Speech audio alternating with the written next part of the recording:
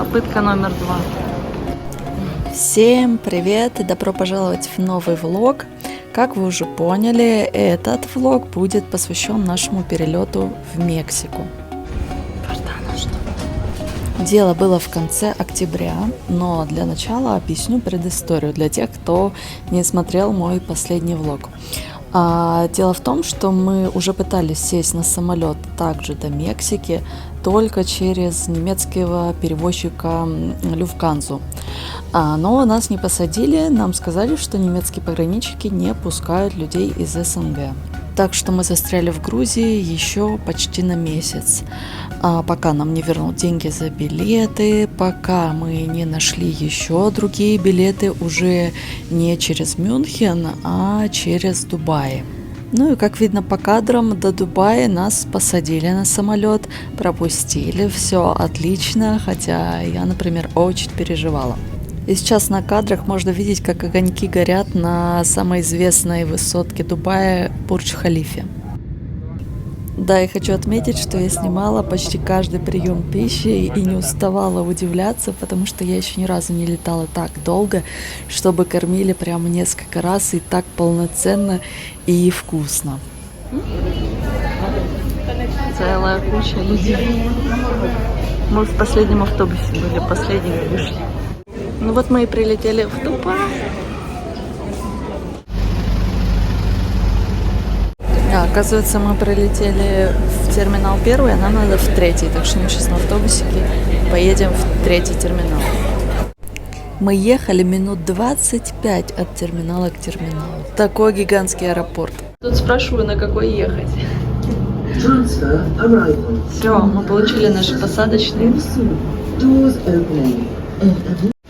И фонтан, в смысле. Все, что мы можем видеть сейчас в Дубае. Не выходя, конечно, из аэропорта. Красота. Идем, где будет наши ворота. Короче, спускались и спустились вот к этому водопаду. Блин, к фонтану скорее. Обалденно смотрится. И шум воды такой.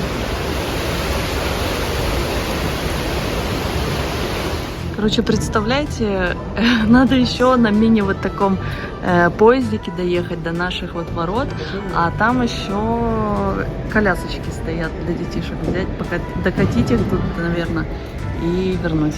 Короче, так. Вот и поездик.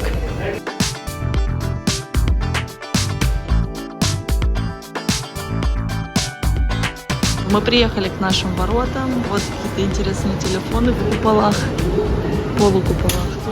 Ковер. Очень симпатичный. Я думаю, что возможно. Так, теперь нужно на лифте подняться. Мы думали, это еще один этот поезд. О, как красиво в камере. Такой типа гольф-кар тут катается. Как все тут прикольно. Как же не воспользоваться такой штучкой? Это же прикольно. Первый раз на такой штучке по прямой еду. А Вартан пошел пешком.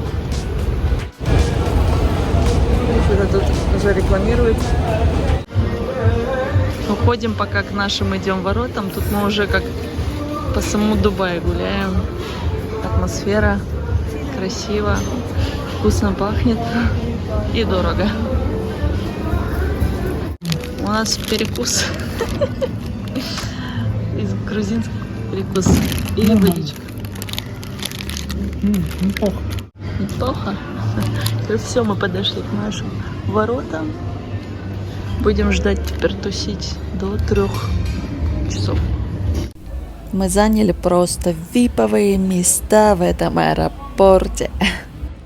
Я, конечно, извиняюсь, потому что это не всем интересно, но посмотрите, что тут есть. Это я вам не буду показывать.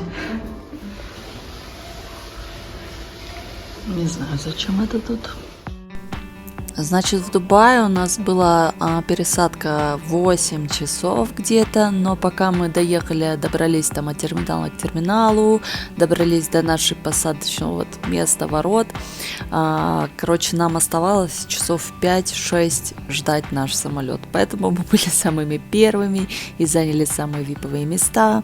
И вот вы видите, я теперь разминаюсь, потому что это правда не просто находиться в этих всех перелетах.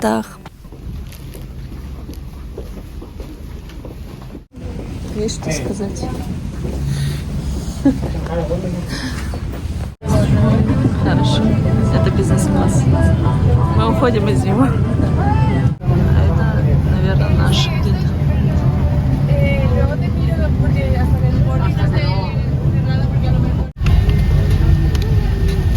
Вот это у нас вот игрушки. Теплые и подушки. А это можешь с собой забрать или... А и тут еще зарядочки все есть. Мы переживали. Короче, сижу в наушниках, а вставить не знаю куда. No, there is no hot truck over there. Копаемся уже. Как детишки. Нас, в принципе, спокойно пропустили уже на этот самолет. Просто эта женщина на пропуске, как там ее называют, она уточнила, что мы обратно не в Россию, у нас билеты, летим, а в Тбилиси. Мы сказали, да, мы не собираемся потом в Россию просто. Значит, в Мехико мы летели через Барселону, а до Барселоны нам лететь было 7,5 часов.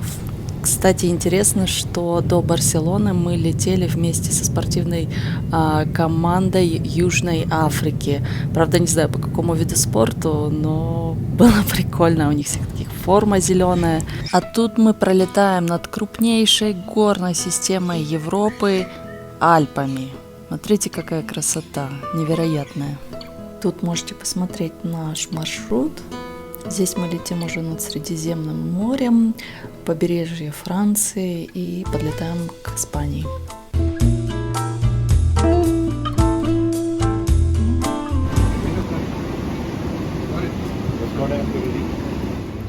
Мы в Барселоне, в аэропорту. Нас прогнали из самолета на час, потом мы обратно будем сажаться. А это там море. Это же море или океан? Не знаю.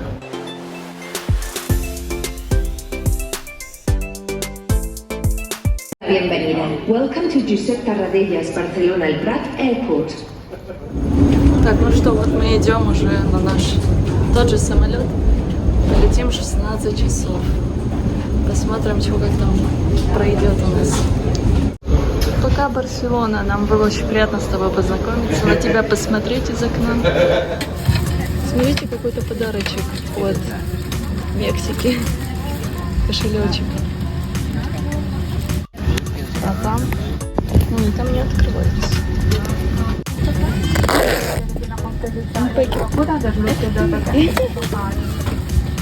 Я так думала, что масочка. А это носочки. Прикольно. И кошелечек. Ой, там еще. О, там же как мило. Типа тут. Класс, ну мы же 16 часов полетим. Ну да, и как оказалось, все-таки нам нужно было лететь не в 16, а 12 часов. Это был нереальный подарок для нас, как для меня, так и для Вартана. Это был первый такой долгий перелет. Конечно, нам было, страшно, но касательно меня, я иногда бывало задумывалась там, не устал ли пилот, не сделает ли он ошибку, не открутится ли какой-нибудь винтик там из самолета, из крыла, как мы полетим вниз, как мы там, я не знаю, разобьемся. Такие мысли иногда посещали, но потом я себя успокаивала тем, что это реально считается самым безопасным транспортом, и столько тысяч раз пилоты эти поднимались, сажали самолеты и взлетали, что в принципе можно доверять, и все, и это успокаивало. Ну а дальше ты отвлекаешься фильмами, музыкой, книжками в телефоне или едой. Да, кстати, что касается моих коленей, кто не в курсе, у меня там первую стадию артроза поставили. И вот как оказалось, после 12-часового полета, вот, да, прямо у меня уже в Мехико колени, ну, как бы снова болели, и я, к сожалению, не взяла пример с этой спортивной команды, с этих спортсменов, которые просто большую часть времени полета своего 8-часового до Барселоны, они часто стояли там в проходах или около туалета, тусили, болтали, смеялись, и я думаю, что это было очень полезно, и в следующий раз я бы, конечно, почаще стояла, разминала колени, потому что так сидеть вот с короткими походами в туалет, это тяжело. Вот и Мексика.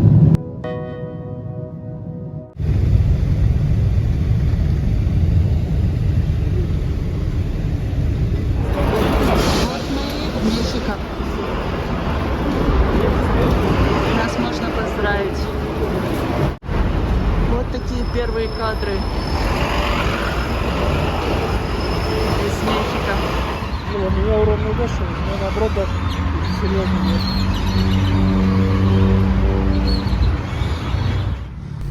Да уж, мы, конечно, помучились, пока мы не нашли наш автобус, который едет куда нам нужно. Очень устали без интернета. Да, кстати, отмечу, что миграционный офицер девушка пропустила нас без проблем, проверила только обратные билеты, электронное разрешение на въезд в Мексику и бронь отеля.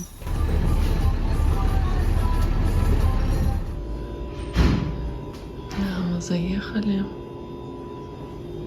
но по факту здесь